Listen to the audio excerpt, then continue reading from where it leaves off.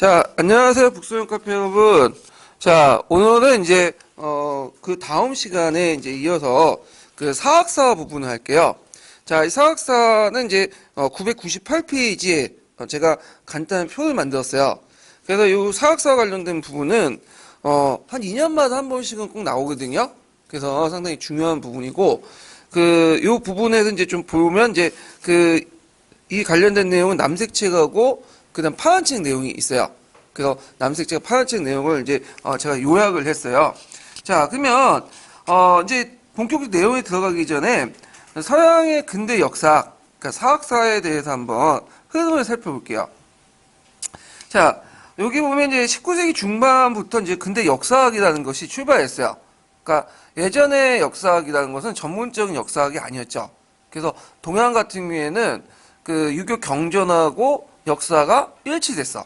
그래서 경사일치라고 했던 거고, 저 윤리적인 과목으로 이렇게 배웠던 거고요. 그 다음에 그 서양 같은 경우에는 그 문학하고 역사가 거의 일치했어요. 그래서 오늘날은 어떤 객관적 팩트에 의한 역사적 사실에 의한 역사학은 성립이 되지 않았는데, 자, 이게 성립되기 시작한 건 언제 때냐? 19세기 중반 때요. 19세기 중반 때. 자, 이 19세기 중반 때 어디에 성립됐냐면 그 실종주의 랑케가 있죠. 이 랑케에 의해서 이제 성립이 됐고요. 이 랑케는 이제 어디에 영향을 받았냐면요, 낭만주의에 영향을 받았어요. 그래서 이 낭만주의 예전에 설명한 것처럼 뭘 강조했다고 했죠? 중세를 강조했다고 했죠. 그러니까 중세를 그 이제 근대와 대비되는 동등한 시대도 인식한 거야. 그래서 종전엔 중세를 지금 뭐냐면 암흑의 시대도 인식을 했는데, 이에 반해서 이 낭만주의는 근대 그 중세를 상당히 좋게 봤고, 그 중세를 뭐라고 생각했냐면 낭만의 시대라고 인식을 했어요. 그래서 이 시대에 대한 연구가 행해지기 시작했고요. 자, 그다음에 거기에다가 실종주의가 이제 들어오죠. 실종주의는 원래 역사학에서 도입된 건 아니고요. 그 꽁트라는 사람 아시죠? 예. 그래서 꽁트에 그 실종주의가 있어. 그 꽁트의 실종주의를 받아들였는데, 꽁트의 실종주의를 다 받아들인 건 아니에요. 반만 받아들였어요. 그래서 이제 꽁트의 실종주의 중에 그 개별적인 사실에 대한 탐구 부분이 있어요. 그래서 꽁트의 실종주의는 개별적인 사실을 탐구해서 그걸 바탕으로 뭘 하려고 했냐면 일반화, 법칙화 시키려고 했거든요. 근데 일반화, 법칙화는 안 받아들이고, 법칙화 자체는, 예. 그리고 개별적인 사실들만 받아들인다. 그래서 이제 나중에 랑케가 뭐 일반화라고 얘기하는 것은 엄밀한 일반화 아니에요. 꽁트의 일반화는.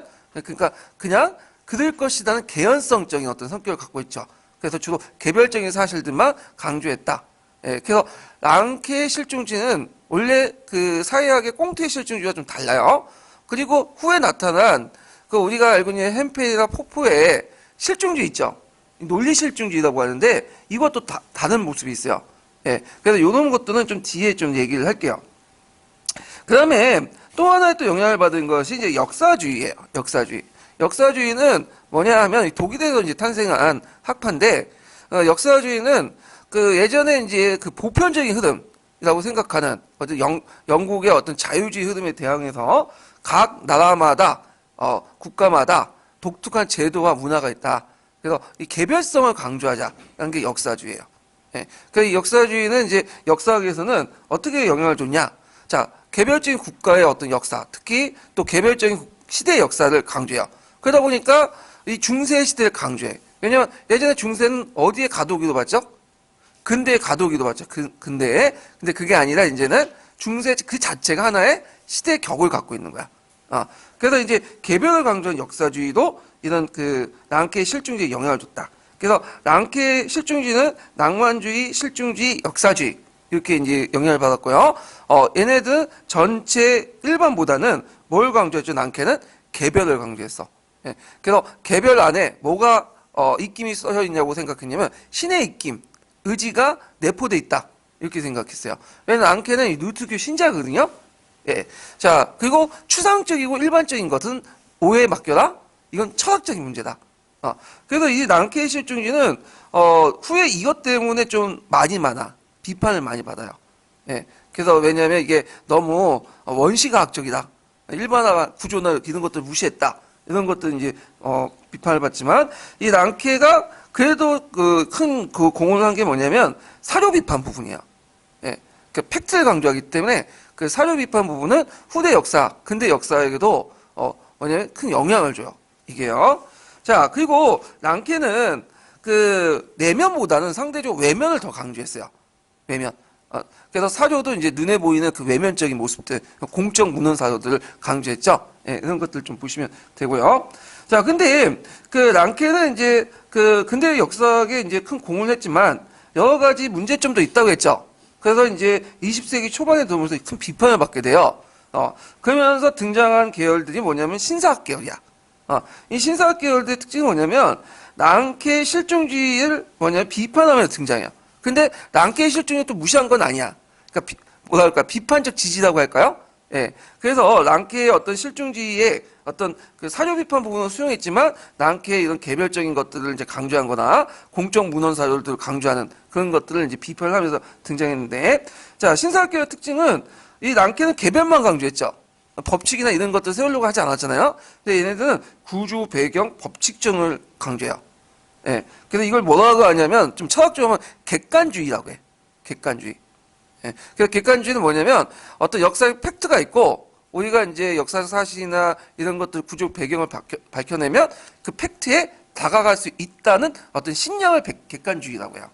그 반대는 뭐겠어요? 주관주의죠. 역사적 사실은 우리가 알 수가 없어. 그러니까 아무리 우리가 그 팩트를 밝히고 사실 규명한다고 해도 결국엔 이거는 언어로 적혀있기 때문에 밝혀낼 수 없어요. 그래서 이거는 뭐예요? 주관주의인데 이건 어디와 연결되죠? 포스트 모더니즘과 연결돼요. 자, 하여튼 이 구조 배경 법칙성을 강조한다. 특히 어디에 영향을 받느냐면 마르크스에 영향을 받아요. 원래 마르크스는 전문 역사학자는 아니에요. 근데 이제 이 사람은 이제 사회학이나 경제학 같은 거 연구하면서 역사도 같이 건드린 거야. 그 당시에 뭐 그렇게 독립적인 학문이 이제 딱 확립된 건 아니기 때문에. 그래서 마르크스가 이제 창시한 개념이 뭐냐면 구조라는 개념이에요. 나중에 좀 얘기하겠지만 이 구조라는 개념이 영향을 받았고 이때 이제 그 아날사학이나 이런 데서 이제 적극적으로 수용한 거죠. 자, 하여튼 그래서 이제 그 신사학 계열은 객관적 사실뿐만 아니라 주관적 의미도 또 강조해요. 그런 것도 있고요. 그래서 이제 거기에 속해 있는 이제 그 실종주의 그 계열들을 보면요. 레이먼 사학이나 아날 사학, 그 다음 마르크스 사학, 사회구조사학, 여기는 안 나왔지만 노동사학, 뭐 이런 것들이 있어요. 특히 이제 아날 사학이나 마르크스 사학, 뭐 노동사학, 이런 것들은 예전에 기출문제 나왔던 거죠. 그래서 이 객관식이 주관식으로 들어버려서 신사학 계열 부분이 이제 안 나왔거든요. 근데 나올 가능성이 있어요. 이게 한동안 묻혀있기 때문에 또 끄집어내가지고 이제 문제를 낼 가능성이 또 있거든요. 자, 그러면 이제, 양차 세계대전은 이제 뭐냐면, 지나면서, 새로운 흐름들이 등장하죠. 이게 이제 뭐냐면, 포스트 모더니즘이죠. 자, 포스트 모더니즘의 뜻이 뭐예요? 모더니즘을 대체한다는 뜻이야. 그럼 모더니즘이 뭘까요? 근대성이죠. 근대성을 기반이 됐던 주의가 뭐냐면, 계몽주의예요. 계몽주의 전제가 뭐냐면, 인간은 뭘 가지고 있어요? 이성을 가지고 있죠.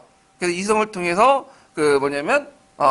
불합리한 점을 개선하면 보편적 법칙을 발견해서 불합리한 점을 개선하면 역사는 뭐한다? 진보한다. 이게 계몽주의 전제 조건인데 그 계몽주의가 근대 역사학이나 어떤 근대의 어떤 정치학, 사회학에 큰 영향을 줘요. 예. 그래서 우리가 이제 생각하는 그 앞에 있는 뭐 마르크스 이론이라든지 이런 것도 다 계몽주의의 세례를 받은 사람들이야. 근데 양차 세계대전 이후에 이제 거치면서 홀로코스트 같은 것도 있죠. 대규모 학살 사건을 겪으면서 과연 인간이 이성적인 존재인가에 대한 회의감이 느껴. 그리고 우리가 그 당시에 인간의 이성이라는 것이 가이라고 생각했거든요. 근데 그 가하고 만드는 것이 좋은 점도 있지만 우리가 이제 1차 세계, 2차 세계 걸치면서 뭐 독가스니 뭐 탱크니 그런 것들 대량 살상무기 같은 걸 만들잖아. 그래서 많은 사람이 죽잖아. 과연 이 가학이라는 것이 꼭 이성이고 진보인가? 그 진보라는 것도 있느냐? 그 역사는 어떤 단계에서 발전되냐? 이런 근본적인 거, 계몽주의 어떤 근본적인 것들이 어떻게 무너지기 시작해, 신념들이. 그러면서 이런 근대성에 대한 회의와 비판 속에서 새롭게 등장한 학문들이 이제 흐름들이 포스트 모더니즘이야. 포스트는 뭐예요? 대체하다는 거죠. 그러니까 모더니즘을 대체하는 흐름들이 등장하고요. 그리고 이 포스트 모더니즘은 어떤 그 특정한 뭐 사상이나 그 다음에 학파는 아니에요. 그러니까 20세기 후반에 등장한 뭐예요? 지적 흐름이라고 보시면 돼요. 유럽에서 등장한. 자, 포스트 모더니즘의 특징은 전반적으로 뭘까요? 이성보다는 인간은 뭐라고 하죠? 감성을 강조하죠. 그러니까 인간적이라는 것은 이제 이성적인 게 아니에요. 예전엔 인간은 꼭 이성이라고 했잖아. 근데 인간을 오히려 인간답게 만든 건 이제 이성이 아니라 감성이죠. 그래서 우리가 이성으로 했던 수학이나 과학 같은 것도 지금은 오히려 뭐가 더 잘해요? 컴퓨터나 AI가 더 잘하잖아. 예. 그리고 아무리 뛰어난 수학자도 진짜 성능이 떨어진 그 컴퓨터보다 수학을 못하죠. 예. 그래서 이는 감성적인 것들을 되게 강조하고. 그리고 언어에 대한 회의. 그 다음에 또 뭐냐면, 과연 역사라는 걸 진보라는 게 존재하냐? 어떤 단선우주 발전이 존재하냐? 뭐 계기가 존재하냐? 이런 것들에 대한 의문들이 있어갖고, 이런 것들이 역사학에 영향을 줘요. 포스트 모더니즘 사학에도. 그래서 포스트 모더니즘에서 이제 사학에서는 종전에 이제 랑케 이후에 어떤 근대 역사의 전제 조건 세 가지를 비판하게 되죠. 이 부분은 나중에 좀 얘기를 할게요. 그래서 이제 하여튼 포스트 모더니즘의 영향을 받아가지고 등장한 것이 이제 뭐냐면 텍스톤, 신문화사, 미시사 이런 것들이야. 이 텍스톤이나 신문화사나 뭐 미시사 이런 것들은 그 뒤 앞에 있는 뭐 아날사학, 마르크스학, 사회구조사학처럼 단일 학파는 아니에요. 여러 학파에 영향을 줘요. 자, 예를 들어 갖고 그 텍스트론 같은 경우에는 언어의 허구성을 비판하죠. 근데 이 텍스트는 원래 역사 이론이 아니거든요. 문학이나 미학에서 강조하는 건데 이것이 이제 역사학에도 좀 영향을 주고요. 그래서 우리가 알고 있는 이제 요번에 시험 문제에 나온 비판적 읽기 쓰기 이런 것들과 연결돼 있죠. 그 다음에 신문화사 같은 경우에는 포스트 모더니즘에 영향을 받아. 근데 신문화사는 포스트 모더니즘의 반만 받은 거야. 팩트는 강조하지만 연구 대상이 어디죠? 이제 일상사, 미시사 이런 것들에 영향을 받았던 거고요. 그다음에 신문화사는 또 이제 몇 세대 학파와 관련됐냐면 4세대 학파와 관련됐어요. 아날 4세대 학파. 그래서 이 부분 나중에 뒤에 좀 얘기를 할게요. 자, 그래서 이것이 이제 근데 최근에 제가 보니까 이제 비판적 읽기나 쓰기나 뭐 포스트 모더니즘 사학 이런 것들이 이제 작년이나 재작년에 기출문제 나왔잖아요. 그래서 올해도 나올 것 같아. 이게 원래는 예전에 상당히 많이 나왔어요. 네, 제가 이제 임용 볼 때만 해도 그러니까 이제 정권을 따지면 노무현 정권 때는 상당히 많이 나왔는데 갑자기 MB가 등장하더니 갑자기 팩트를 강조하더니 이게 없어졌어. 그러다가 박근혜가 이제 몰락하면서 다시 등장하거든요. 아마 위에서 규제한 측면도 있을 것 같긴 한데 최근에 이것도 이제 나올 것 같다. 이렇게 좀 보면 될 것 같아요. 자, 그러면 그 밑에 흐름을 또 볼게요. 자, 거기에 보면 이제 이렇게 제가 선을 이렇게 쫙 그어놨잖아요. 예, 이게 또 하나의 흐름이 형성되는데, 자, 19세기 이제 그 랑케 사학의 반발에서 등장한 게 뭐냐면 간념론이야. 요때 간념론이라는 것은 주의할 게 뭐냐면 철학적 간념론은 아니에요. 철학적 간념론은 우리가 이제 철학적 간념론자라고 하면 헤겔이나 이런 사람들 있죠. 그런데 이제 여기에서 간념론은 간념론의 영향을 받은 역사학자들이에요. 이렇게 규정해야 돼요. 그래서 간념론하고 그 간념론에 영향을 역사학자들을 구분하기 위해서 보통 이제 그 파란식이나 이런 데는 뭐라고 부르냐면 자율론자라고 해요. 네. 하여튼 자, 이 간념론자의 대표적인 사람이 이제 딜테이가 있고요. 그다음 그 영향을 받고 이제 20세기 초반에 등장한 사람이 크로체 콜링우드 그런 사람도 있어요. 자, 간념론자는 행위자의 뭘 강조할까요? 랑케와 달리 외면이 아니라 내면을 강조해. 내면을. 그렇다고 해서 팩트를 무시하는 건 아니에요. 이 사람도 사회 비판이나 팩트는 강조해. 그렇지만 그 팩트 밑에 숨어있는 뭘 강조하는 것도 내면, 인간의 내면적인 모습을 강조한다. 자, 그래서 이제 크로체와 콜링우드가 이제 시험 문제 나왔는데 그 사상의 역사를 강조하고요. 그 다음에 간념론자의 특징은 현재의 역사를 강조해. 그래서 지금 과거를 아무리 얘기한다 해도 실질적으로 누굴 얘기한 거야? 현재의 문제를 얘기한 거다. 그래서 현재의 어떤 그 가지고 있는 역사가들의 어떤 사고방식이나 그리고 이런 것들이 과거 행위자나 사건을 해석하는 데 큰 영향을 준다는 거죠. 예. 자, 그 다음에 인간의 내면을 주의하고 다양성을 강조하고 그래서 이런 것들이 있다는 걸 좀 기억을 해두시면 될 것 같아요. 그래서 크로체와 콜링우드도 나중에 설명하겠지만 누굴 까냐면 랑케를 까. 그래서 랑케 역사를 연대기적 역사다. 죽은 역사다. 산 역사는 뭐냐? 크로체니 말하는 인간의 입김이 들어가 있는 역사가 입김이 들어가는 역사가 산 역사다. 이런 것들을 강조하죠. 자, 그래서 이제 이 콜링우드와 크로체도 한번 나올 때가 됐어. 이것도 객관식 나오다가 주관식 때 딱 끊겼는데 나올 때가 됐어요. 이 사람들도 상당히 중요한 부분이고요. 그 다음에 그 랑케 실증주의에 반대했던 이 콜링우드와 크로체가 또 반대했던 사람들 누구냐면 또 신실증주의자들이야. 그래서 이제 보통 그 파란 책과 노란 책 보시면 그 사학자들의 논쟁이 일어나거든요. 뭐 행위 이론, 여러 가지 이론에서, 설명 이론에서. 그때 되게 이제 그 대립 그 구도는 신실증주의자와 간념론자들 대립 구도예요. 그러면 신실증주의가 뭐냐? 자, 신실증주의자들 대표적인 사람은 포포와 햄펠이야. 포포는 엄밀히 말하면 역사학자가 아니에요. 이 사람은요. 이 사람이 역사학자가 아니라 자연과학 철학자야. 그래서 이제 우리가 보통 역사 교육론에 나온 많은 사람들 있죠. 그 여러 학자들 다 역사학자들이 아니에요. 대표적인 사람은 포포나 이런 사람은 자연과학 철학자고 하이트라는 사람 들어보죠. 그 내러티브 이론 주장하고 뭐 포스트 모더니즘 주장하는 하이트도 엄밀히 말하면 역사학자 아니야. 이건 문학 이론가야. 이 사람은 철학자고. 예.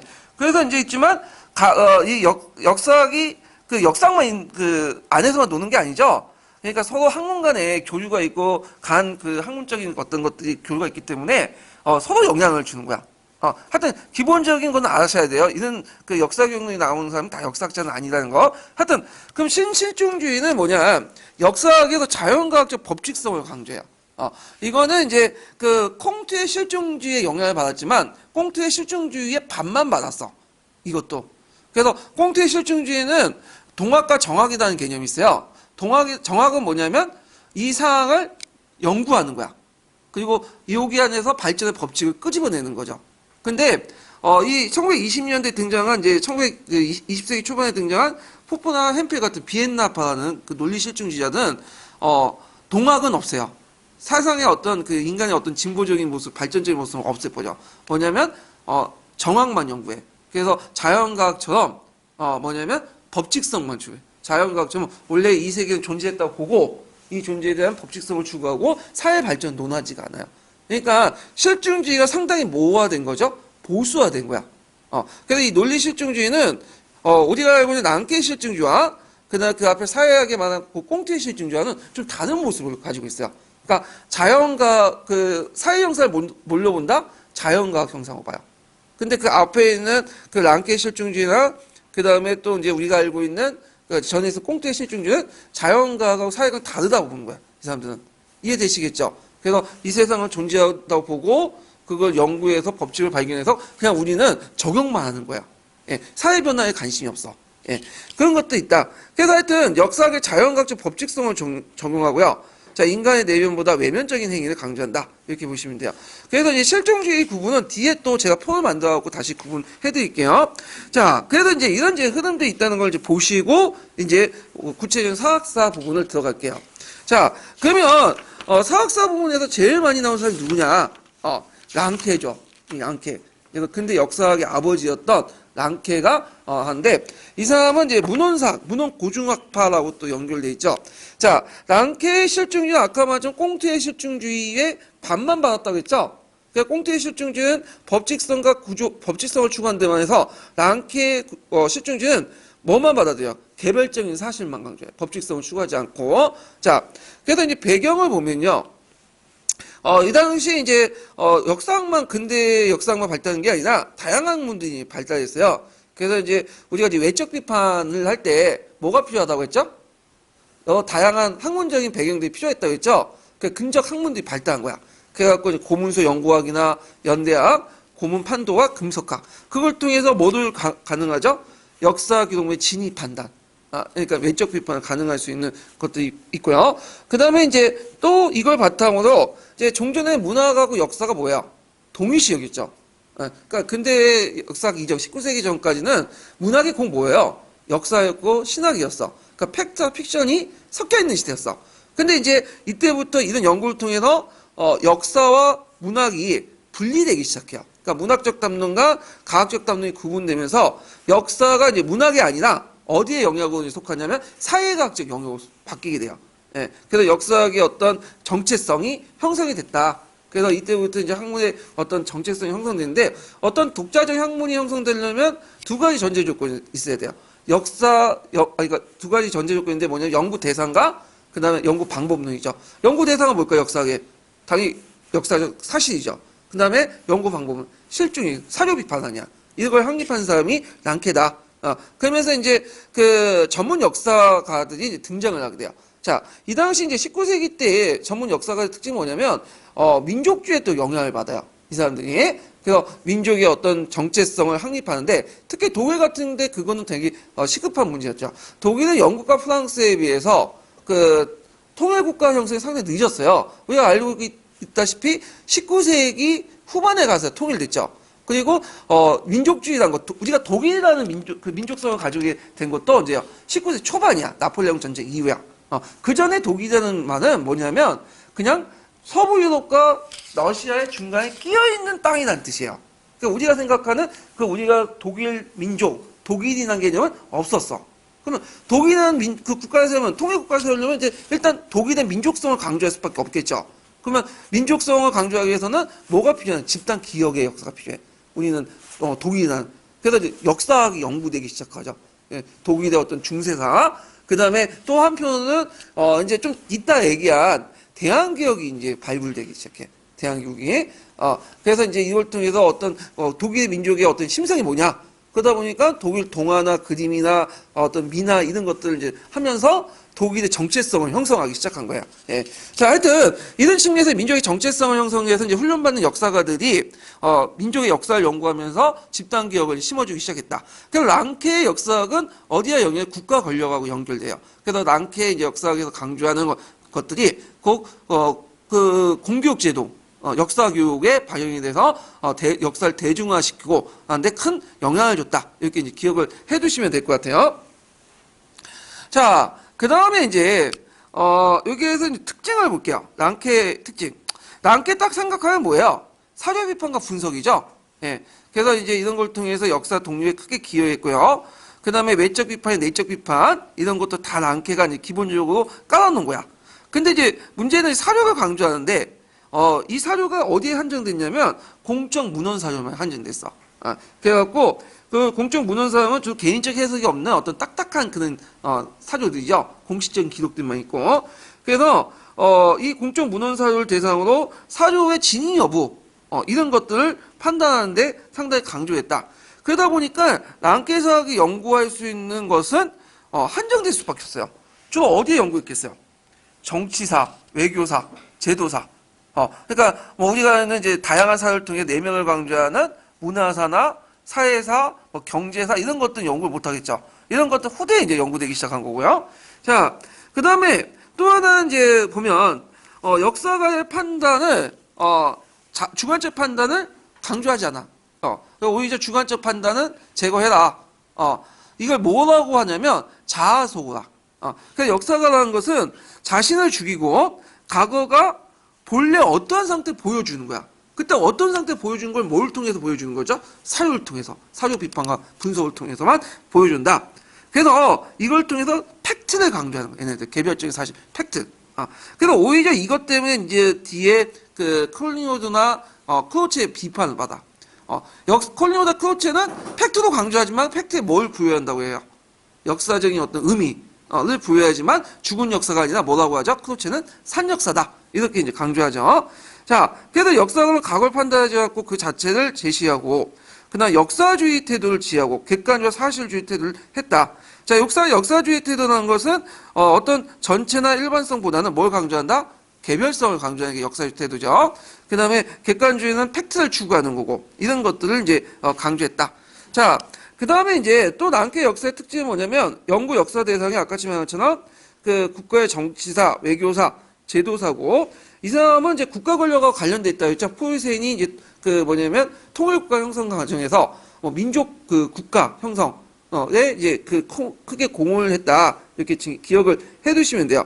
그래서 이제 있고 그리고 국가 시대에 널리 보급된 시대 정신이 지배됐다는 그런 믿음도 가지고 있다는 거. 예. 자, 역사 서술은 특징이 뭐냐면 보통 뒤에 이제 등장한 신사학 계열들은 역사 서술의 특징이 뭐냐면 분석주의, 설명적 방식이에요. 예. 그래서 이제 분석적이고 이런 그 방식은 어떤 식으로 서술하냐면 어떤 형상이 있잖아요. 형상이 있으면 원인 1, 원인 2, 원인 3 형상이 일어났고 그 결과가 어떻다. 이런 식으로 이렇게 서술내는 거죠. 근데 이 사람은 그렇게 서술 안 해. 내러티브 방식이야. 이야기 방식이죠. 내러티브 방식은 여러분들 이제 설명서 강의 들으면, 아, 이게 내러티브다라고 딱 느끼잖아. 이게 이렇고 저렇게 이렇고, 네, 이런 게 내러티브인데, 이 내러티브 서술 방식은 예전에 있었어요. 보통 문학을 이제 서술할 때 내러티브 방식을 서술하죠. 마찬가지로 이 사람은 과학적인 역사 방법을 창시했지만, 대중들에게 친숙하게 전달하기 위해서는 내러티브가 낫다. 그러니까 서술 방식은 내러티브를 택했다는 게 이게 좀 특징이죠. 그러다가 이제 신사학 계열이 이제 등장하고 내러티브가 좀 죽다가 역사에서 최근에 포스트 모더니즘의 영향을 받아 또 내러티브가 뭐죠? 부활을 하죠.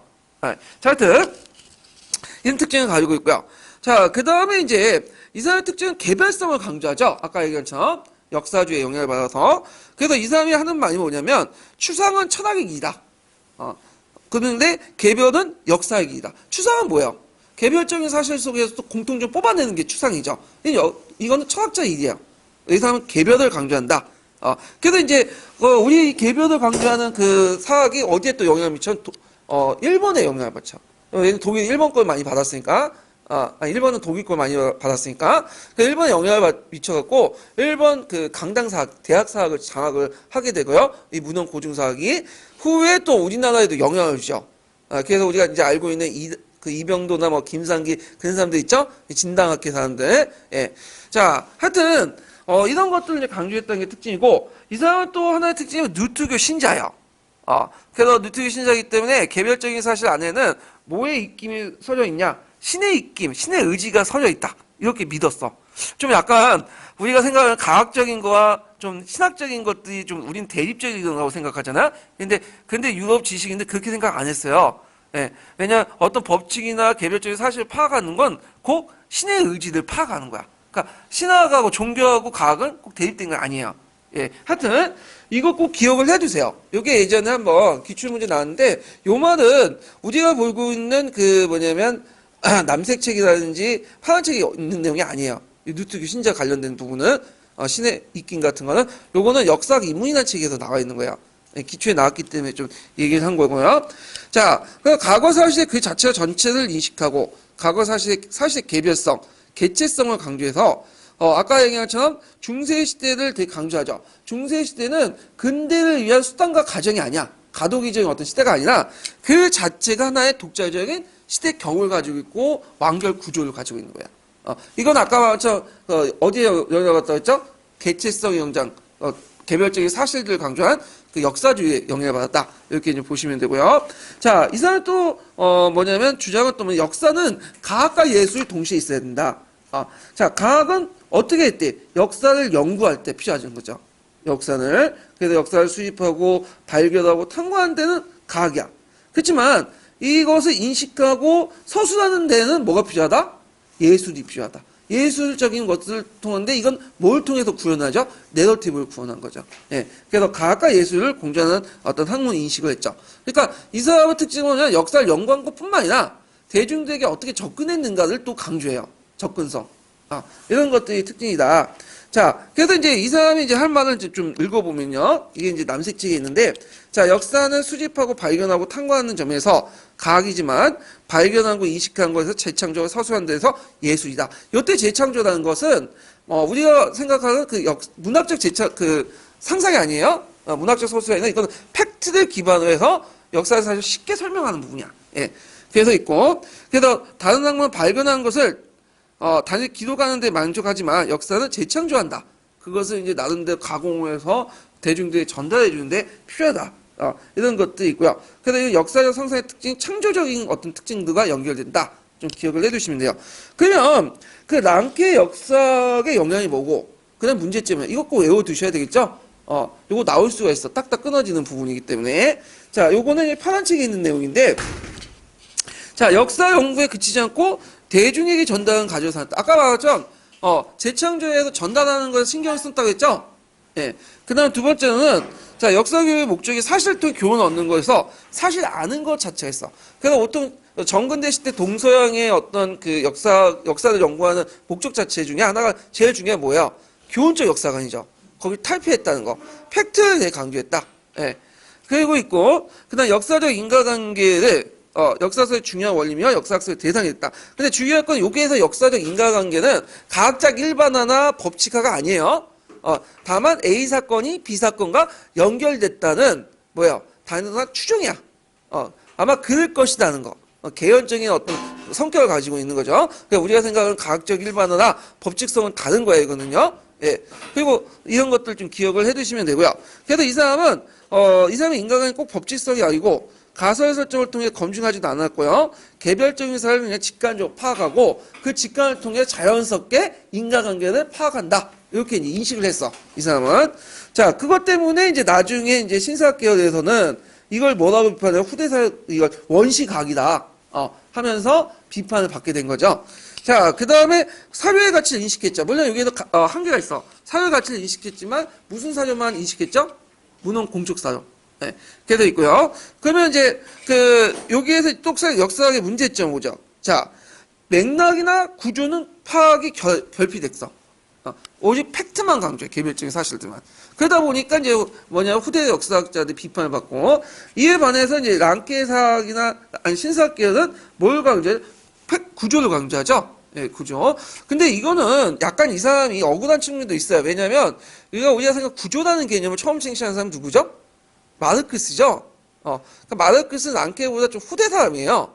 예, 그래서 그런 측면에서는 좀 약간 억울한 측면도 있을 수 있겠는데, 자, 그 다음에 두 번째로는 역사적 의미 보여던 사건 자체를 기억하는 데 있다. 팩트를 기억하는 데 있고, 그래서 암기 위주의 역사를 한다. 팩트를 암기해. 지금도 우리 암기하잖아. 그러니까 지금 교육의 문제점이 등장하잖아요. 심지어 의미조차도 암기하잖아요. 자, 그 다음에 세 번째는 뭐냐면, 공적 문헌 사료 위주로 역사 소설문서 다양한 자료를 활용하는데 제약을 있다. 아까 치면 앞에 본 사료의 가치 인식했다는 게 공헌했지만 또 이거 자체가 또 하나의 모순점이 내포돼 있죠. 예, 이런 측면에 다양한 자료를 활용하지 못했다는 거. 그 다음에 이 사람이 주로 연구 대상이 뭐냐면 정치사예요. 왜냐 공적 문헌사를 주로 연구하다 보니까 정치사 위주로 나갈 수밖에 없어. 보이는 역사. 그러다 보니까 역사 소설 방식이 민중보다는 지배층에 맞춰져 있어. 그래서 이제 이 사람의 이제 논리는 뭐냐면 역사 소설의 특징이 뭐냐면 절대 다수의 민중보다는 영웅과 지배자를 중심으로 해서 서술해요. 그래서 마치 이들이 역사를 움직인 것처럼 이렇게 이제 서술을 하죠. 그래서 다양한 삶의 모습들, 인간의 다양한 삶의 모습들 배우는데 상당히 어렵다. 그래서 이제 그 앞에 있는 영향과 문제점 꼭 외워두세요. 예, 파란 책에 있는 내용이고 제 생각에는 한번 나올 것 같아. 이 부분이 딱딱 떨어지거든요. 채점하기 이제 편하고. 자, 그 다음에 이제 뒤에 넘어가서 신실중주의 넘어갈게요. 신실중의. 자, 신실중주의자는 대표적인 사람이 포포와 햄펠인데 이 사람들은 엄밀히 말하면 제가 이제 아까 얘기한 것처럼 역사학자는 아니에요. 자연과학 철학자들이야. 자연과학 철학자들은 어떤 사람이냐면 사회강의 자연과학이나 여러 학문들의 반복론이나 인식론을 제공해 주는 사람이야. 이 사람들은 그 과정에 역사학과 관련된 내용들을 역사학에서 받아들인 거야. 예. 포포는 유명하죠. 폭포가 쓴 책이 되게 유명한데 뭐냐면 열린사회의 적이라는 게 있어요. 이 사람이 유대인이에요. 그래서 시틀러를 별로 안 좋아해. 전체주의. 그래서 이 사람이 전체주의 보니까 이거는 유럽 사회의 병폐다. 그래서 이 사람이 시틀러의 역사가 보니까 전체주의, 유기적인 사고방식, 단계론적 사고방식 이런 것들을 강조하고 실제론적 사고방식을 강조하는 거 다 그 기원을 따져보니까 헤겔이나 플라톤도 그 비슷한 패턴이 보인다. 그 비판을 해요. 예. 그래서 이 사람들은 이 세상에 어떤 신의 의지에 따라 어떤 역사의 의지에 따라서 단계로 역사가 발전된 걸 안 믿어. 오직 이거는 인간이 변할 수 없고 이 세계는 변할 수 없고 고정된다고 생각해요. 자연과학처럼 자연학처럼. 다만 인간은 그 자연학의 법칙을 발견한 것처럼 그러니까 H2O 자체를 이렇게 개조할 수는 없고 그걸 이용해서 물을 이용해서 여러 가지를 편리하게 만들죠. 마찬가지로 우리 역사적인 어떤 조건이다 객관적인 조건들의 관계는 변할 수가 없어. 자연과학처럼. 그래서 있는 대로 보고 그것을 이용한 데만 생각해요. 이걸 좀 어렵게 말하면 물상화라고 해. 이 세상은 그냥 존재하고 우리는 그걸 통해서 이용만 한다. 이렇게 개념들을 물상화라고 하는데 자, 하여튼 이 사람은 포포는 자연현상, 자연과학적 법칙을 어디에 적용하면 사회과학의 역사학에도 적용하는 거예요. 이 사람이고요. 그 다음에 이제 햄펠이야. 햄펠은 기본적 포포의 생각과 똑같아요. 그렇지만 인문학이나 역사학에 적용할 때는 뭔가 좀 다른 측면이 있어야 된다. 그래서 이제 역사를 포함한 모든 형상의 선행 조건이나 일반화 법칙을 영역적으로 설명을 하려고 했지만 또 동시에도 또 기납적 설명도 같이 겉들어서 좀 약간 뭐랄까 탄력성은 좋다. 그래서 이제 보고 보통 이제 그 노란책이나 이런 그 남색책에 나와 있는 그 뭐냐면 내용들은 누구의 얘기냐면 햄펠의 이론이에요. 햄펠. 자, 하여튼 있고 그 밑에 제가 실증주의 종류를 한번 설명을 했어요. 자, 꽁트의 실증주의가 원판이죠. 그래서 이 사람은 동학과 정학을 추구하려고 했죠. 그래서 동학이라는 것은 정학이라는 것은 이 세상을 움직이는 어떤 법칙성, 이걸 있는 그대로의 사실 팩트를 파악하고 나서 법칙성을 파악해서 이 세상을 다음 단계로 움직일 수 있는 발전 단계로 움직일 수 있는 다음 단계에 어떤 움직일 수 있는 발전의 원리, 근본적인 어떤 심 이런 것들 연구하는 게 동학이다. 정학은 있는 그대로 파악하고 그 다음에 다음 단계에 움직일 수 있는 심을 파악하는 게 동학이다. 이렇게 이제 보시면 돼요. 예. 왜 이런 동학과 정학이라는 개념을 뒀냐면 꽁트의 실증주의는 종전에 이제 그 계몽주의가 사회주의에도 영향을 미쳤거든. 그래서 사회주의에 영향을 미치니까 이제 사회주의 혁명들이 일어나요. 곳곳에서. 그러니까 불우주아들이 이제 위기의식을 느낀 거야. 그러니까 이 사람들이 이제 사회주의 혁명 뒤집는 거잖아. 뭐 기존의 걸 다 무시하고. 이제 그게 아니라 역사 발전은 기존의 것을 바탕으로 점진적으로 뭐냐면 역사가 발전된다. 이런 걸 강조하기 위해서 동학과 정학이라는 개념을 창시했어요. 예. 근데 랑케의 실증주의는 꽁트의 실증이 반만 받아들였죠. 꽁트의 실증 법칙성 관계. 이 사람은 뭐야? 이 사람은 법칙성을 추구하지 않고 뭐만 강조하죠? 개별성 관계. 그리고 이제 신실증주의도 꽁트의 실증주의를 반만 받아들였어. 이 사람들은 자연현상을 사형상을 보죠. 그래서 동학은 무시해버리고 발전법칙은 무시해버리고 뭐냐면 정학만 받아들여. 그래서 상당히 보수화된 거야 이거는. 그래서 이제 이 신실증주의는 또 사회학에도 영향을 미쳐요. 그래서 사회학이 보수화되는데 큰 영향을 줘요. 네. 그래서 이렇게 이제 기억을 해두시면 되고요. 그렇지만 동일한 건 팩트의 검증을 상당히 강조한다. 물론 검증 방법은 좀 다르긴 다르지만 이런 것들 좀 기억을 해두시면 돼요. 자, 그러면 이제 현재주의 역사 인식을 이제 좀 볼게요. 현재주의 역사 인식을 주장했던 사람들이 누구냐면 간념론자들이야. 근데 이 간념론자들은 철학적 간념론자들의 영향을 받았지만 또 다른 모습이 있죠.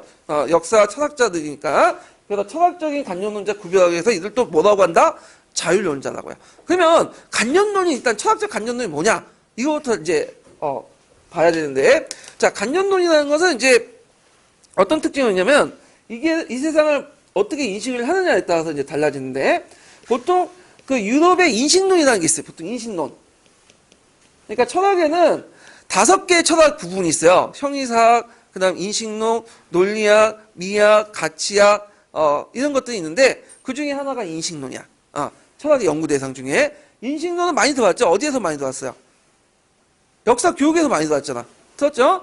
그러니까 인식론의 연구 대상은 뭐냐? 지식이 어떻게 형성됐는가 이걸 연구하는 거야. 그래서 우리가 알고 있다는 거죠. 그 알고 있다는 게 어떻게 형성되는 걸 알고 있는 거, 그 연구하는 건데, 자, 우리가 죽는다는 걸 어떻게 알죠? 일단 여러분 언젠가 죽잖아. 저도 죽고 언젠가 죽잖아. 예. 자, 어떻게 알아요? 경험을 통해서 알죠. 왜냐면 주변에 있는 사람들 다 알잖아. 그러니까 우리가 태어날 때부터 하는 게 아니라 경험을 통해서 죽는다는 사실을 알잖아. 이걸 이제 뭐냐면 인식론에서 뭐라고 하냐? 경험론이라고 해요. 경험론. 그 다음에 또 하나가 뭐냐면 죽는다는 걸 어떻게 하냐? 이거는 우리가 이미 알고 있었어. 태어날 때부터. 그렇지만 우리가 깨닫지 못한 것뿐이야. 그래서 사유를 통해서 영역을 통해서 계속 사유하고 하면 결국 죽는다는 걸 깨닫게 돼. 이걸 뭐라고 해? 대륙의 합리론이라고 하죠. 데카르트 같은 거 있죠? 네. 그 다음에 이는 경험론과 합리론을 합쳐놓은 것이 뭐냐면 간념론이에요. 독일의 간념론. 그럼 독일의 간념론의 특징이 뭐냐? 자, 이 사람은 이제 사물을 인식할 때, 이 사람이 지식형 가정에서 이제 볼 때, 사물을 인식할 때 인식 대상하고 인식 주체를 분리시켜요. 그래서 이 세계에서는 어떤 절대 정신이 있고, 이 절대 관념이 있고, 이 관념이 모든 사물 속에 내재되어 있는 거야. 그러니까 성리학에서 보면 모든 이가 있고, 이가 사물 속에 내재되어 있잖아요. 마찬가지로, 여기에 있는데, 우리 인간에도 이 절대 관념이 내재되어 있어요. 이 관념이. 그리고 이 관념을 통해서 인식 대상은 인식 주체가 인식을 해. 그래서 인식 대상은, 우리가 아무것도 몰라. 근데 인식 대상은 상당히 혼란스러워요. 근데 우리가 관념을 통해서 인식 주체가 이 상을 만들어내. 그러면 여기에서 간념이라는 틀은 똑같죠? 간념의 틀은 합리적으로 외웠죠? 근데 그 간념에 담겨있는 내용들은 틀려. 왜냐면 인간의 경험이 다르기 때문에. 그래서 똑같은 사실을 보더라도 뭐예요? 다르게 인식을 하는 거야. 자, 예를 들어서 우리가 이제, 비를 봤다. 그 탤런트 비죠? 예, 탤런트 비를 봤는데, 어떤 사람은 비를 상당히 호감스럽게 볼 수 있어. 근데 어떤 사람은 뭐야? 이거 진짜 밥맛이다. 이렇게 생각할 수 있는 거죠. 그러니까 똑같은 대상이라도 그 사람의 간념의 내용에 따라 어떻게 되죠? 다양하게 인식하는 거죠. 이해되시겠죠? 이게 간념론이야. 예. 그래서 이제 간념론 설명할 때 자주 이제 언급한 게 뭐냐면, 붕어빵하고 그 붕어의 이론이거든요? 붕어빵하고 붕어 틀의 이론인데, 붕어빵이 있죠? 근데 붕어빵 안에는 뭘 담을 수 있어요? 야채도 담을 수 있고, 팥도 담을 수 있잖아. 그러니까 틀은 뭐가 되는 거야? 간념의 형태가 되는 거고요. 그 붕어의 빵의 내용물 있죠? 그럼 간념의 내용이 되는 거야. 그럼 합리론과 경험론을 혼합을 한 거죠. 예, 독일의 간념론은. 그래서 이제 이걸 헤겔이나 이런 사람들이 이제 만들었던 것이 이제 간념론인데, 거기에 영향을 받았다. 그러면 이제 역사는 어떻게 인식하냐? 자, 인식 주체는 누구예요? 인식 주체는 역사가죠. 인식 대상은 뭘까요? 과거의 사시죠. 사료죠. 그래서 사료를 인식을 할 때 역사가들은 자신의 어떤 그 간념 체계에 따라 선별해서 인식을 하는 거야. 그럼 간념의 내용, 그러니까 이제 역사가의 역사 인식을 작용하는 것은 뭐에 의해서? 현재의 입장에서 다양하죠. 그러니까 역사가는 현재 입장에서 자기 간념의 내용을 구성하고 그 간념에 따라서 인식 대상을 선별적으로 받아들이고 해석을 하는 거야. 그러다 보니까 간념론의 특징은 뭘까요? 다양성을 강조한다. 와 연결되는 거죠. 이해되겠죠? 그래서 우리가 이제 잘못 생각하면 간념론은 정신에 의해서 지배한다? 그런 논리가 아니에요. 예. 그래서 마르크스조차도 넓게 보면 어디에 속해요? 간념론자에 속하는 거야, 이 사람도. 왜냐하면 이 사람은 인식이 뭐야? 인식 내용이, 간념 내용이. 역사는 뭘로 움직인다고 했어? 물질로 움직인다고 그 사고방식 있잖아? 그러니까 역사 대상 중에 뭐만 보는 거야? 물질적인 측면, 경제적 측면 보는 거죠. 그리고 자신의 발전 도식에 맞춰갖고 뭐죠? 이걸 구성하는 거잖아. 그러니까 이 사람도 넓게 보면 간념론자야. 그래서 이 사람 영향을 받은 게 이제 헤겔이죠? 헤겔가 포이어바크잖아요? 유물론자와 간념론자 영향을 받은 거잖아요? 예, 이런 것도 이제 기억을 해주시고, 우리가 이제 잘못 알고 있는, 이 세계는 정신에 의해서 왔다 갔다 한다. 이거는 이게 간념론, 인식론적 간념론이 아니야. 그건 형이삭적 간념론의 내용이야. 예. 자, 하여튼, 뭐, 이렇게 해서 이제 한번 간념론이 어떤 건가에 대해서 설명을 했어요. 자, 그러면, 요게 이제 내용이 들어가서, 자, 간념론자들은 이제 그 앞에 보면 드로이젠도 있고, 뭐, 딜테이도 있고, 뭐, 이런 사람들이 논리도 있는데, 요런 사람들은 거의 지금 안 나와. 그래서 건너뛰고, 기출에 나오는 사람이 누구냐면, 이제 그 크로치하고 콜링우드가 이제 주로 나오거든요. 그러면 간념론의 전반적인 특징을 볼게요. 자, 간념론은 과거보다 어디를 강조한다? 현재를 강조하죠. 네, 현재 인식, 현재의 필요 이런 것들 강조하고, 그래서 과거를 강조하는 랑케 사학을 비판해요. 그래서 랑케 사학을 연대기적 사학이고 죽은 역사라고 이제 비판을 하죠. 자, 그 다음에 이제 이 사람의 특징이 뭐냐면, 그 역사학이 다른 것과 다른 거는 역사 자체의 고유성을 강조하기 때문에. 그래서 어떤 일반성, 법칙성을 또 부정한다는 거, 이제 뭐냐면, 차이가 있고요. 이런 측면에서는 랑케하고 비슷해요. 근데, 랑케와 좀 다른 게 있어. 랑케는 뭘 강조하죠?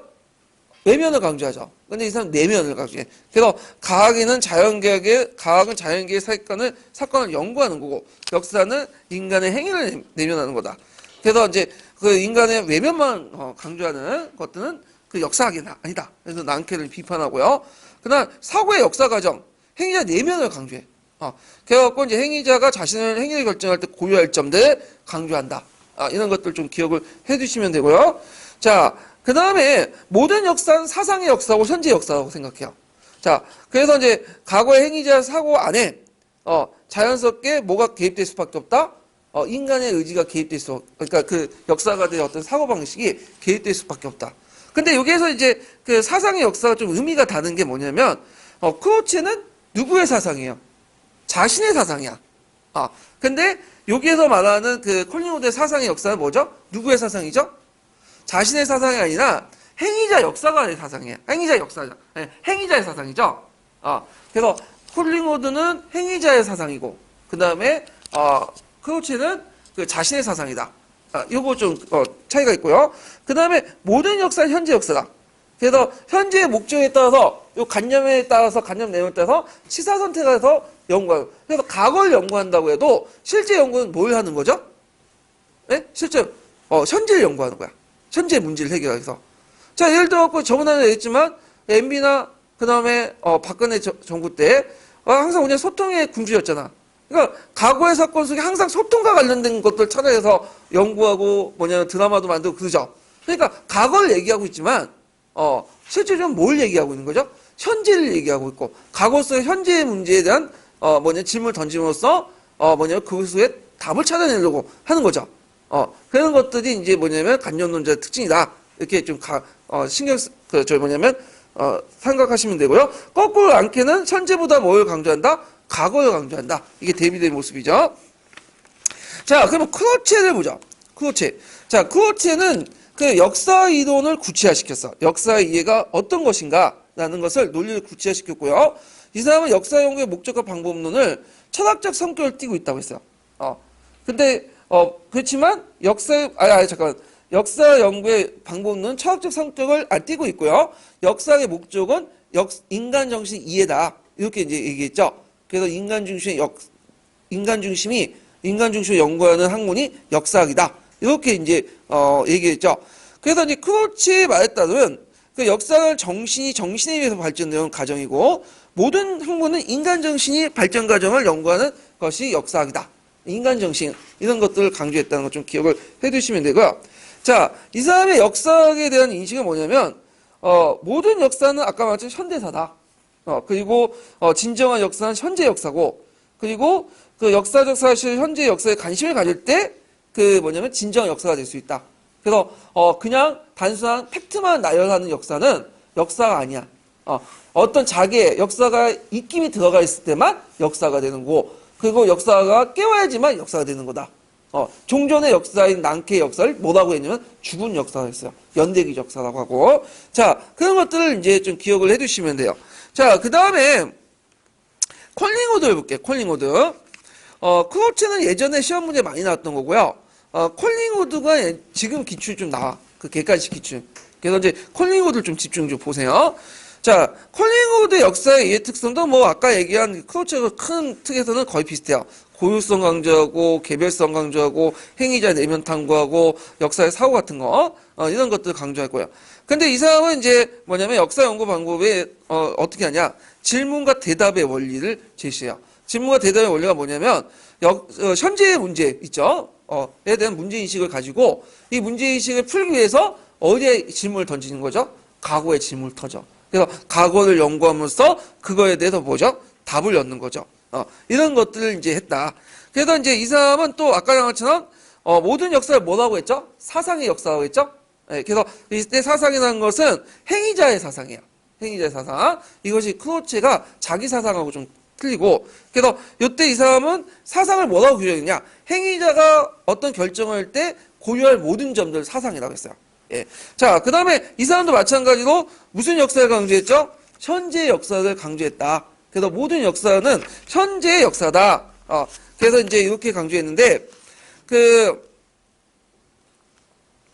자, 이런 것들 좀 기억을 해두시면 되고요.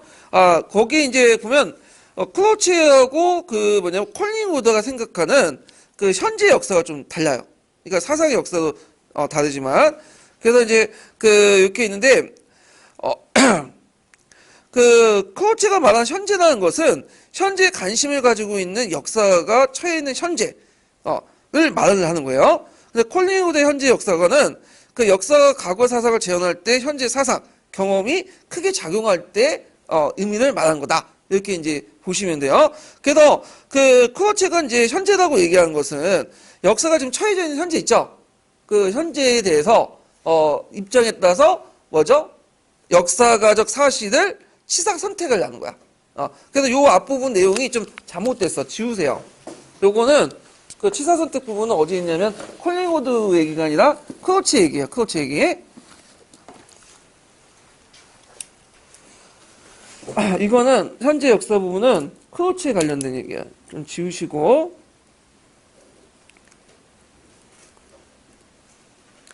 근데 이에 반해 콜링우드가 생각하는 그 현재 역사는 그 역사와 과거의 사상을 재현했잖아요. 근데 이 재현하는 과정에서 현재 그 역사가 가지고 있는 어떤 가치관이 은근슬쩍 뭐냐면 알게 모르게 개입될 수밖에 없다. 이게 현재 역사야. 이해되시겠죠? 예. 그래서 요걸 골치세요. 현재 역사는 역사가가 과거 사상을 재현할 때 현재의 사상, 경험이 크게 작용한다. 이렇게 쓰세요. 이게 이제 콜링우드의 말하는 현재 역사예요. 그래서 콜링우드가 생각하는 현재 역사와 크로체가 생각하는 그 현재 역사는 다르다. 이렇게 좀 기억을 해두시고요. 자, 그러면 이 사람은 이제 사상의 역사를 이제 했는데 사상이 뭐라고 했죠? 어떤 역사적 행위자가 행위를 선택할 때 고려할 여러 가지 점이죠. 그래서 이제 그 행위자의 입장에서 이제 얘기를 하는데 이 사람은 이제 그 사상의 역사를 구성하기 위해서 세 가지의 과제를 제시했어요. 그래서 사실, 동기, 현재성. 그렇게 이제 제시를 했는데, 자, 사실이라는 건 뭐냐? 일단 역사 연구하기 위해서 뭐가 필요해요? 팩트는 알아야 되죠. 아까 말했지만, 관련론자는 팩트 부정한 건 아니거든. 이 사람도 사유 비판 분석해요. 예. 근데 사유를 분석을 하는 과정에 문제가 생긴 게 뭐냐면, 사료가 완벽하지 않죠. 완벽하지 못하니까 그것을 메꿔야 돼. 상상을 해야겠죠. 역사 상상을 통해서 메꾸는 거죠. 자, 이걸 뭐라고 하냐? 선현적 상상이라고 해요. 선현적 상상. 자, 선현적 상상이라는 건 뭐냐? 선현적이라는 말이 뭐야, 일단? 경험 이전의 얘기죠. 경험 이전. 그러니까 이제 뭐냐면, 우리가 원래부터 배우진 않아도 타고난 게 있어. 그 타고난 걸 통해서 직관을 통해 상상을 하는 거야. 이거 어렵게 생각하지 마세요. 여러분들 이제 자주 겪는 거야. 여러분들 보면 남자친구가 바람을 피웠거나, 남편이 바람을 피웠다면, 이걸 직관적 알죠? 그거 어떻게 알았을까? 여러분 배웠어요? 그런 걸? 안 배웠죠? 본능적으로 아는 거야, 그냥 본능적으로. 마찬가지야. 선현적 상상은 우리가 배우지 않아도 그걸 본능적으로 아는 거야. 그래서 그걸 메꾸는 거죠. 예. 이게 나중에 이제 어디에 영향을 주냐면 보관삽이 있죠. 보관삽에 영향을 줘요. 그 개념 속에 선현적 상상이. 자, 하여튼 그걸 통해서 메꿨어. 나온데 이제 객관적 팩트를 확인했죠. 그러면 요걸 또 외면하면 또 뭐예요? 제사과 재현을 통해서 뭘 해야 되겠죠? 내면을 하는 거죠. 행위자의 내면. 그래서 제사고와 재현은 서로 연결돼 있어요. 따로 떨어져 있는 건 아니라 제사고와 함께 재현도 같이 이루어져요. 예. 그래서 이제 굳이 그 구별할 필요는 없어요. 제사고와 재현이 뭔지는. 그래서 이제 콜링우드는 역사적 행위자의 사상을 아는 방법을 자신의 마음속의 생각을 제사고라고 하고요. 그 다음에 이런 제사고를 통해 과거의 행위를 재현을 해봐야 된다. 그러니까 제사고와 재현은 같이 이루어지는 거야. 네, 이런 것들 좀 기억을 해두시고. 그래서 이제 어떤 분은 이 제사고와 재현을 이제 뭐와 연결되냐면 추체험과 감정이입하고 연결해요. 물론 의미는 비슷비슷해요. 근데 주의할 것은 요때 그 제사고와 재현은 뭐냐? 역사학자들 연구 방법론이에요. 그러니까 우리가 요번에 시험 문제에 나오는 그 감정이입과 추체험은 뭐죠? 연구 방법론이 아니라 역사가들 연구 방법이 아니라 교수학습 방법이야. 그래서 사회도 나시다 예문에도 구분하셔야 돼. 이 부분을. 자, 하여튼 그래서 이제 이 사람이 예문에서 이제 뭐라고 밝혔냐면, 이제 그 노란책이나 이제 그 내용에 보면 역사가가 테오도시우스 법정을 읽고 그 어떤 황제의 침략 앞에 놓였다고 가정하면 그것을 읽고 번역할 수 있다고 해서 그 역사적 의미를 아는 게 아니라 그 의미를 알기 위해서는 황제가 다루고 했던 사항들 머릿속에 그려야 되죠. 그리고 그 황제가 생각했던 것 같이 그려야 되고, 그거 왜 그런 상황들이 처해져 있는 걸 보고 생각을 해야 돼. 머릿속에서. 이것이 뭐냐면 재현이죠.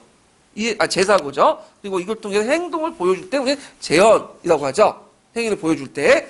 이해되시겠죠? 그리고 제사고와 재현은 서로 연결돼 있다. 그래서 역사적 관련 증거를 통해서 머릿속에 생각하고 그것을 재구성 인식하는 활동. 이것을 뭐냐면 재현이라고 한다. 그래서 이제 생각을 해보고 이걸 통해 인식하는 활동은 뭐냐면 이걸 통해서 자료를 찾아보고 구체화시킨 것이 재현이에요. 한번 생각해보고 그 생각한 것을 가설 삼아서 뭐냐면 구체화시킨 것이 뭐다? 사흘차에서 검증하고 구체화시킨 것이 재현이다. 그러니까 제사하고와 재현은 같이 이루어진다 이렇게 보시면 돼요. 그래서 파란 책하고 노란 책도 남색 책하고 노란 책도 제사하고와 재현을 구별시키지 않아요. 같이 연결시켜서 얘기하고 사료도 그건 같이 연결돼갖고 사료 제시를 하고 있어요. 예문도. 예. 자, 그래서 이제 이런 내용들 좀 기억을 해두시면 돼요. 그래서 재사고와 재현을 통해서 우리는 사실을 이제 내면 알았어. 그러면 그걸 해석을 해야 되겠죠. 그때 해석을 할 때, 해석할 때 누구의 가치관이 개입될 수밖에 없다? 현재의 가치관이 개입될 수밖에 없다. 이해되시겠죠? 그래서 아까 이제 이런 측면에서 이제 현재 역사가 좀 다른 건데, 크로체는 자기가 처해 있는 현재고, 얘는 뭐야? 뭐냐면 이 행위자가 역사적 어떤 행위 내면을 구성할 때, 역사가의 현재적 어떤 생각이 알게 모르게 개입된다는 거야. 이해되시겠죠? 예. 그래서 이제 이런 것들 좀 기억을 해두세요. 예. 그래서 이제 현재 역사가 이제 뭐냐면 좀 다르다. 그래서 이제 과거 경험을 현재에 재생한 것으로 과거에 대한 역사의 자기 인식이다. 그래서 어떤 주제를 선택하고 해석학은 역사의 필요에 따라 뭐냐면 달라진다. 뭐 이렇게 이제 보시면 되고요. 자, 그 다음에 이제 보면 뒤에 넘어가서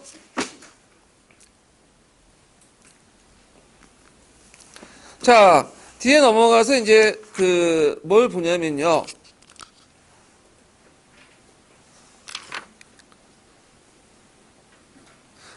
죄송한데요. 그 앞에 모든 현재의 역사라 해갖고 콜링우드 제가 지우라고 한 거 있죠? 그러니까 현재의 목적에 따라 역사 사실 치사선택하고 해석하는 건 곤치네요. 그냥 곤친 게 맞아요. 제가 잘못 이해했어요. 이 앞부분 있죠? 거기 지우라고 삭제한 거 있잖아요. 삭제하지 마시고요. 그 앞부분하고 연결돼 있어요. 제가 좀 잘못 이해했어요. 그러니까 현재의 역사를 자신의 역사적 행위자의 해석을 할 때 나름대로 역사의 사실이나 이런 것들을 이제 뭐냐면 해석할 때 자기 필요나 목적에 따라서 해석한다. 그대로 이제 연결되거든요. 예, 좀 지우시고요. 다만 이제 아까 다른 거는 현재는 코치의 현재는 역사는 뭐냐면 자신이 처해져 있는 현재고, 그다음 여기에서는 과거 행위자의 역사에서 해석할 때 자신의 선택에 따라 목적에 따라서 해석을 하는 거예요. 예, 이런 것들이 좀 다르다는 것 좀 기억을 해두시고, 자, 그 다음에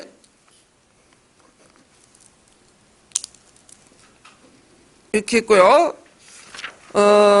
이제 신사학 들어가기 전에 이제 우리가 기출 문제를 좀 풀어볼게요. 기출 문제.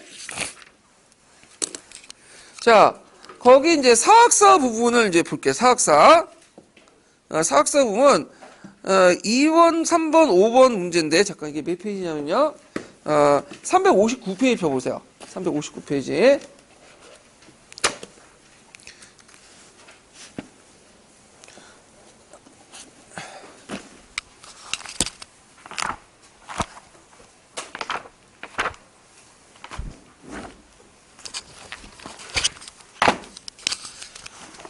(359페이지) 2번 문제 볼게요.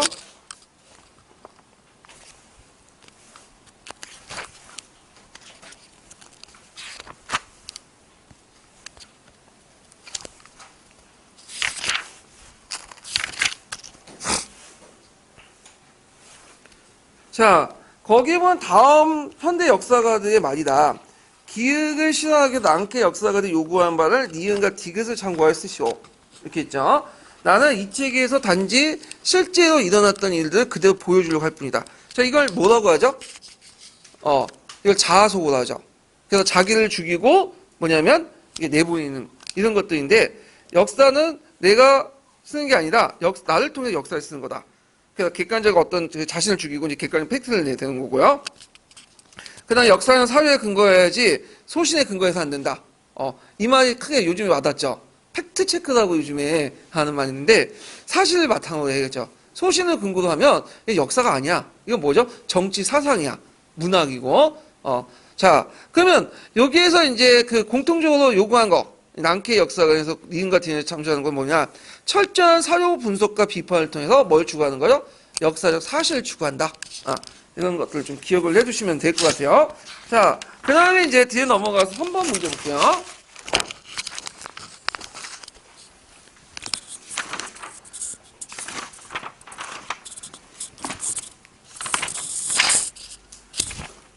자, 3번 문제 보면 근대 역사의 아버지인 랑케는 그것이 본래 어떠하냐를 밝히는 것이 역사가 임무라고 말했지만 그것이 실현 불가는 꿈에 불과하다.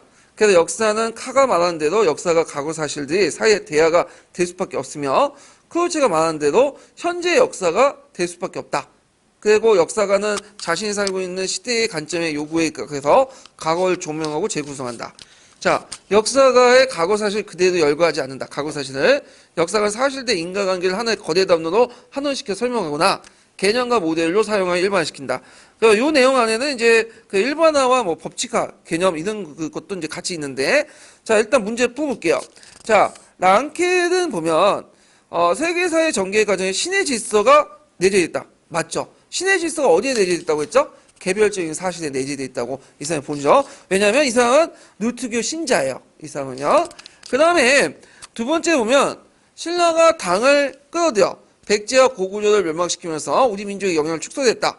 자, 이렇게 진술이 여기에 해당한다. 요건 누가 말했어요? 신채호라는 사람이 말했죠. 그래서 이 신라의 어떤 통일을 비판했던 내용들인데, 자, 여기에서 이제 이 신채호의 논리는 실질적으로 뭐예요? 과거의 논리가 아니라 현재 입장에 나온 거죠. 과거에서는 신라가 백제와 고구려를 같은 민족으로 생각한 건 아니야. 각각 남이야. 끌어들일 수 있는 거지. 살기 위해서는. 백제도 뭐야? 일본을 끌어들인 거고. 그런 것도 이제 인 거죠. 자, 하여튼, 현재주의 역사를 이제 말하고. 자, 그 다음에 다는 역사가는 사실대 인과관계를 하거나 하나의 거대 담론으로 한원시켜 설명한다. 자, 이 거대 담론이나 인과관계를 통해 한원시킨다. 한원이란 뭐죠?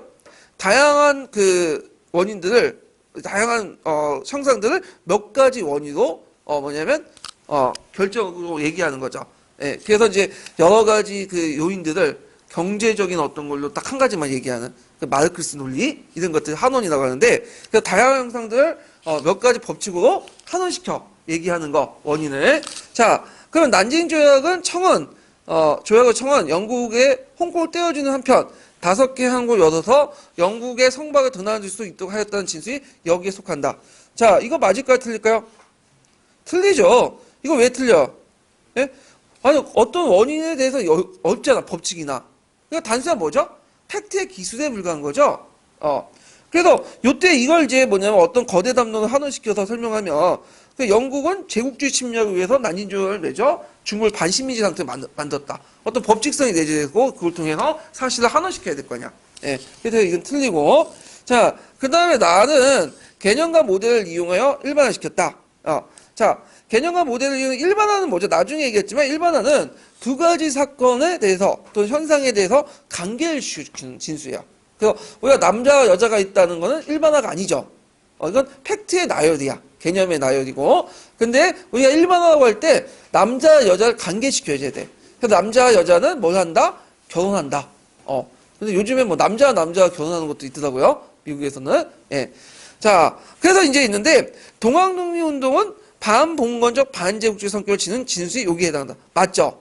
예. 그래서 동학농민운동의 팩트 여러 가지 사실들을 뭘로 묶었어요? 반봉건과 반제국주의 관계를 맺어줬잖아. 그래서 이제 이런 것들 좀 기억을 해 두시면 될 것 같아요. 자, 그래서 이제 답은 이제 기흥, 니은, 니을에 해당하죠. 자, 그 다음에 4번 문제 볼게요. 자, 보기의 역사관을 피력한, 보기와 같은 역사관을 피력한 역사관은, 자, 역사는, 죽은 역사, 산 역사가 구분한다. 죽은 역사는 연대기 같은 문헌학적 역사인데서 산 역사는 천대 역사다. 자, 죽은 역사와 산 역사를 구분한 사람이 누구죠? 예, 크로체이죠. 크로체.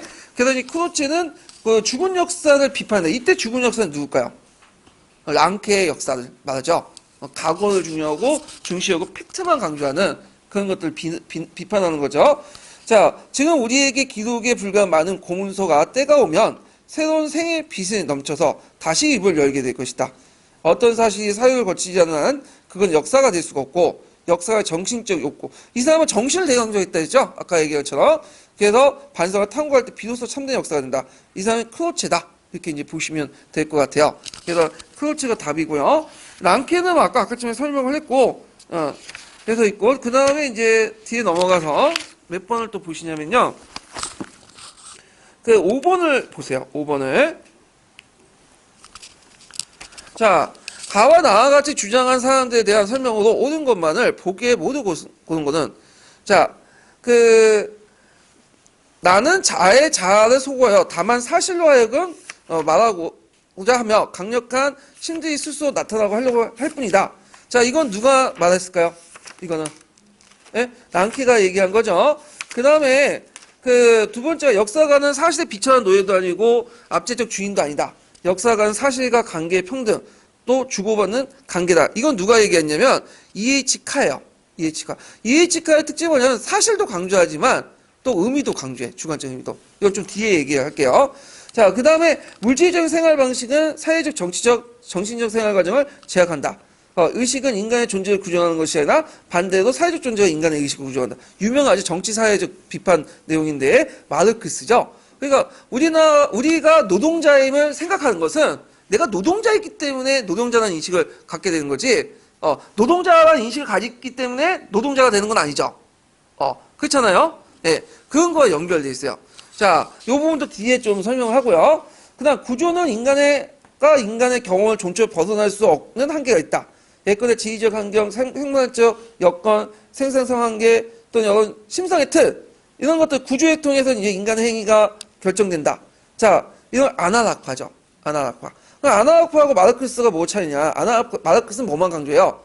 경제만 강조하는데 여기는 다양한 요건, 조건들을 강조해. 이런 것들이 이제 아나락파가 마르크스의 구조에 영향을 받았지만 또 이런 측면에 좀 차이가 있다.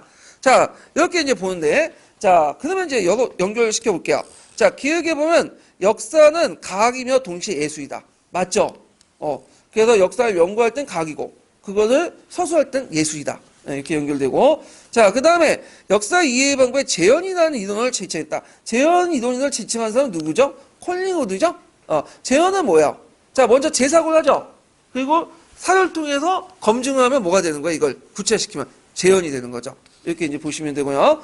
그 다음에 여기서 좀 약간 부연 말씀드리면 보통 역사 교육에서 재현이라는 게 있어요.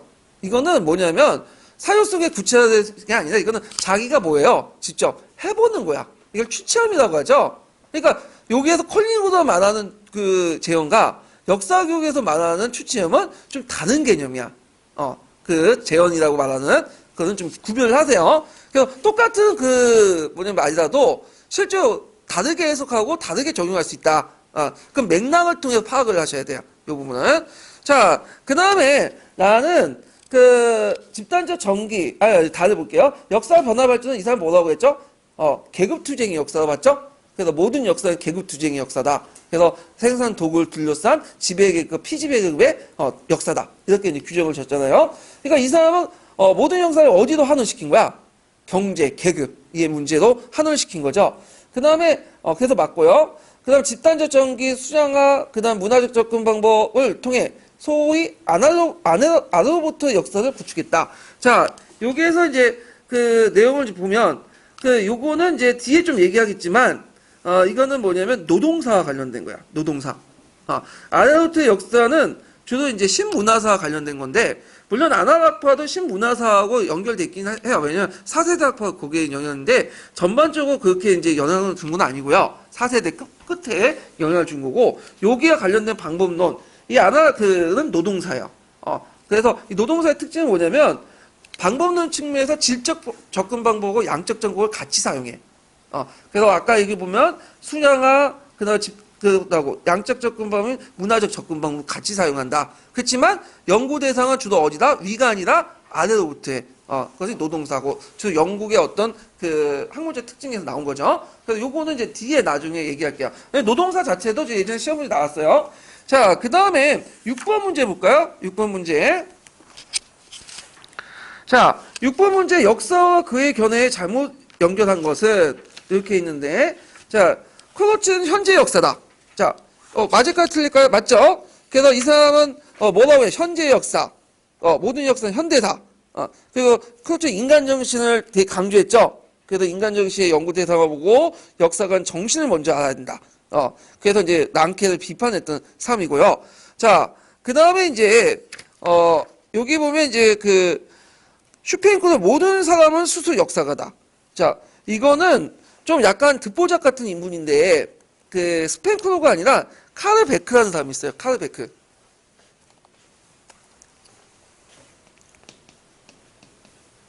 이 사람도 외워두세요. 네. 암기해 두세요. 왜 암기해 두냐면 남색 책을 잘 읽어보면 끄트머리에 한 줄 나와 있는 사람이야. 이 카르베크라는 사람이. 그래서 요거 쳐놓고 요거 말하는 사람 누구냐 물어볼 수 있잖아. 예. 그래서 그 모든 사람 스스로 역사가다. 그래가지고 이 사람은 이제 그 모든 그 사람들이 스스로 자기 나름대로 역사를 만드는 사람이다. 이렇게 이제 주장을 했고요. 자, 그래서 이제 그 역사관 자신의 어떤 그 사회적 환경을 떠나서 과거를 인식할 수 없기 때문에 역사라는 것은 현재 사람들이 그대 관점에 재구성한 이야기다. 그래서 이런 측면에서 모든 사람은 스스로 역사가라고 불렸어요. 이 사람이. 그러면 여기에서 오답도 좀 알아요. 슈펜크는 뭐 하는 사람이죠? 그러면 되게 유명한 사람이죠. 이 사람도 되게 유명해요. 예를 두세요. 서구의 몰락이라는 책으로 유명하죠. 예. 그래서 이제 서구의 몰락은 그 문명을 하나의 일련의 주기로 봐. 그래서 우리가 봄, 여름, 가을, 겨울처럼 이렇게 동동 돌잖아요. 뺑뺑. 그래서 이런 순환적 사학을 바탕으로 해서 문명이라는 것도 이렇게 항상 흥성할 때도 있고 어떻게 되죠? 쇠퇴할 때도 있다. 그래서 이 서구 문명도 지금 흥성과 쇠퇴를 계속 하고 있다. 그래서 서양에는 지금 이제 창조 단계를 지나서 반성과 물질 안락 단계에 접어도 있고 지금 몰락을 하고 있다. 그래서 이 어떤 문명을 어떤 유기체적 관점 그리고 생명처럼 성장하고 몰락의 관점 파악을 했고요. 그 순환적인 어떤 형상을 본 것이 누구냐면 슈펜크예요. 이 사람 되게 유명해요. 자, 칸은 역사가 무엇이라는 책에서 역사가 뭐라고 했어요? 과거와 현재의 대화라고 했죠. 그래서 현재는 고정된 것이 아니라 계속 진행이 되는 거죠. 지금 현재 계속 진행이 되는 잉이잖아, 잉. 진행이 되는데 이때 현재를 변화시키는 게 뭐냐? 과거의 대화야. 그래서 과거 속에서 현재의 문제를 해결하고 그것을 미래의 여러 목적과 연결시켜 주는 거야, 현재는. 그래서 과거에서 우리 기억 속에서 과거에서 긍정적인 모습을 찾아내서 그걸 자신의 어떤 변화의 원동력을 삼고 그걸 현재 변화시켜서 미래의 내 목적과 연결시켜주는. 그래서 이런 것들이 과거와 현재의 끊임없는 대화다. 이거는 여러분도 필요해요. 자, 여러분들 지금 현재 있죠? 지금도 계속 현재는 가고 있잖아요? 여러분들 목적이 뭐예요? 지금 여기 온 목적이. 인구에 합격하는 거잖아. 그래서 목적성이 상당히 강하죠? 목적성. 근데 인구에 합격하려면 과거의 나의 모습을 어디에서 찾아야 돼? 내가 진짜 술 마시고 놀고 오바이트하고 어디 땡땡이 치고 그 모습들을 기억하면 절대 합격을 못하죠. 어떤 모습들을 기억해야 되죠? 내가 그대도 공부는 안 했어도 공부 잘하시는 분들 많겠지만 공부 못했어도 공부하려고 했던 노력하는 모습들 내가 좀 잘난 모습들 기억해야지만 뭐예요? 그걸 원동력 삼아서 그래서 공부를 할 수 있고 결국에는 목적을 달성할 수 있잖아. 이해되시겠죠? 인간의 개인의 역사도 마찬가지지만 뭐냐면 우리 사회 전체나 이런 역사 국가 역사도 마찬가지야. 그래서 이 사람은 현재 그 과거의 사료와 그 미래의 어떤 모습들 서로 연결시켜주는 그런 것들이다. 좀 기억을 해두시면 되고요. 랑케는 있는 그대로의 역사 강조했죠? 네. 그래서 이런 것도 좀 기억을 해두시면 되고. 자, 그 다음에 뒤에 7번 문제 볼게요. 자, 이 7번 문제는 뭐와 관련된 문제냐면 간접론자들과 관련된 거. 콜링우드와 관련된 거죠. 자, 여기 콜링우드의 재현과 재사고에 관련된 예문인데 이게 아마 그 예문 자체가 그 노란 책인가 거기에 있는 예문일 거예요. 그래서 이 사람은 현대 역사, 그 다음에 아까 얘기한 것처럼 그 모든 역사의 현대사, 그 다음에 현재 역사를 강조하고, 그 다음에 이 사람은 또 그 사상의 역사를 강조했다고 했죠. 그 여기에서 현재라는 거 뭐라고 했어요? 현재라는 거는 역사가가 역사 행위자를 판단하고 생각할 때 자신의 그 입장이 알게 모르게 들어간다는 게 현재 역사고, 그 다음 사상의 역사는 과거 행위자가 어떤 역사적 행위를 결정할 때 고려할 모든 거 행위자 입장에서 이게 사상의 역사죠. 자, 그러면 한번 볼게요. 사상의 역사를 구성할 때 세 가지 단계가 있다고 했죠. 첫 번째 뭐예요? 외면을 알아야 되잖아. 그래서 부족한 것을 메꾸기 위해서 선열적 상상을 한다고 했죠. 이게 보관과 삽입으로 연결된 거예요. 나중에 개념이. 두 번째 뭐죠? 내면을 하기 위해서 이제 뭐냐면 재현과 재사고를 하는 거죠. 그리고 세 번째는 뭐냐면 그 행위자의 의미를 해석할 때 알게 모르게 뭐죠? 현재의 역사가 될 생각이 들어갈 수밖에 없다. 현재 역사 이렇게 이제 세 가지를 볼 수가 있는데, 자, 그러면 한번 문제 풀어볼게요. 자, 그 증거 사이의 간격을 메우며 역사가의 사고 형태가 선열적 상상을 성격을 가지고 있다고 본다. 맞죠? 예. 그 다음에 니은을 보면 역사 형성이 외면보다 내면을 더 중시하며 모든 역사는 사상 역사다. 맞죠? 자, 그 다음에 자연과학처럼 법칙적 일반화. 아이고 이게 제가 오타네. 법칙적 일반화를 추구하는 것이 역사가의 주된 관심사가 되어야 한다. 예, 아니죠. 이 사람은 법칙적 일반보다는 개별을 강조해요. 도식을 반대하죠. 자, 그 다음에 니을 보면 역사 이해의 위한 방법으로서 감정이입을 심, 성취, 절차, 성향으로 구분된다. 니가 얘기한 거야. 이거는 좀 말하는 사람이 다르죠. 그래서 답이 기읍과 니은인데 그 밑에 이제 역사 이해 방법으로서 감정 심, 성취, 절차, 성향을 공부하는 것도 니의 이론도 중요해요. 니의 이론은 그 전제 조건 해가지고 두 가지가 나왔어요. 두 번 나왔어요. 이 부분 좀 나중에 감정이입할 때 좀 얘기할게요. 그래서 답이 기읍과 니은이다. 이렇게 이제 보시면 될 것 같아요. 자, 그 다음에 총괄평가는 좀 나중에 더 풀어볼게요. 다 끝나고. 자, 그 다음에 이제 뭘 보냐. 이게 중요하기 때문에 몇 장밖에 설명이 안 되는데 시간이 되게 많이 간 건데. 자, 그래서 제가 이제 진행을 할 때 보시면 알겠지만 필요 없는 부분들은 그냥 훑고 넘어가고요. 자세한 부분들은 집중적으로 설명을 할게요. 이게 이제 시험 문제 자주 나오니까. 자, 그러면 이제 신사학을 들어가죠. 신사학. 신사학을 들어가면 좀 쉬어야 될 것 같은 느낌이 들어요. 예. 그래서 지금 25분인데, 나중에 40분에 다시 시작할게요.